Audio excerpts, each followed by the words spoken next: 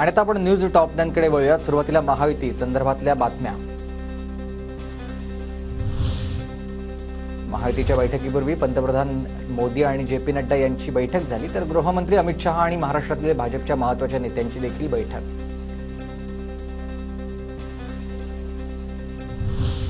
भाजप आणि शिंदे गटामध्ये गृह खात्यावरून वाद झाला। भाजप गृह खातं सोडायला तयार नसल्याची सूत्रांची माहिती आहे, तर शहांसोबतच्या बैठकीत गृह खात्यावर चर्चा होण्याची शक्यता आहे।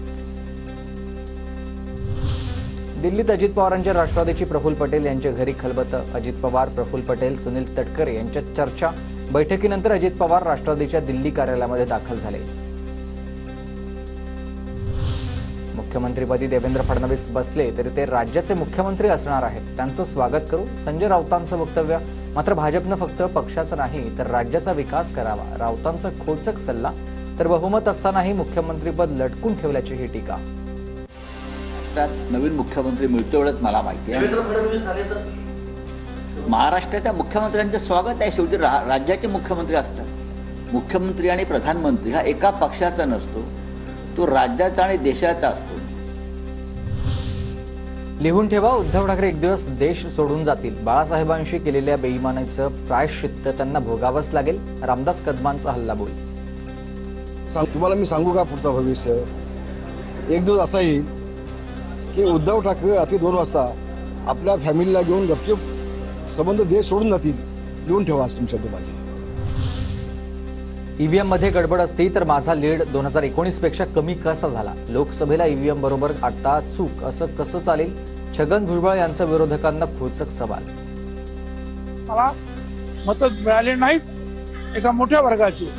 आता मला सांगा, ईव्हीएम मध्ये जरा गडबड आहे तर हा सगळा विरोध बाजूला सारून मला सुद्धा 1 लाख मतं मिळायला पाहिजे होती। माझी मतं का कमी झाली? मग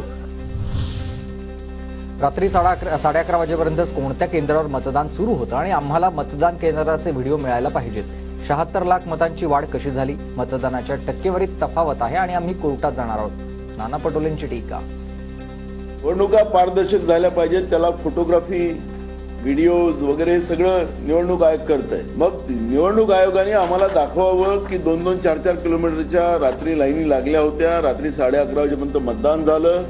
हे आम्हाला निवडणूक आयोगाने दाखवावं, आम्हाला माहिती द्यावी।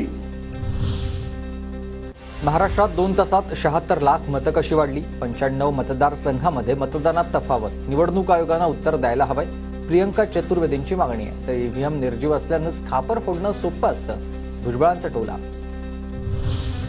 भाजप मुंबई महापालिकेवर एखादी सत्ता मिळवण्याच्या प्रयत्नात। मुंबईतील विधानसभेच्या 15 जागा जिंकल्यानंतर भाजपची ताकद वाढली आहे। मुंबई महापालिकेसाठी भाजपचे 150चं टार्गेट, सूत्रांची माहिती।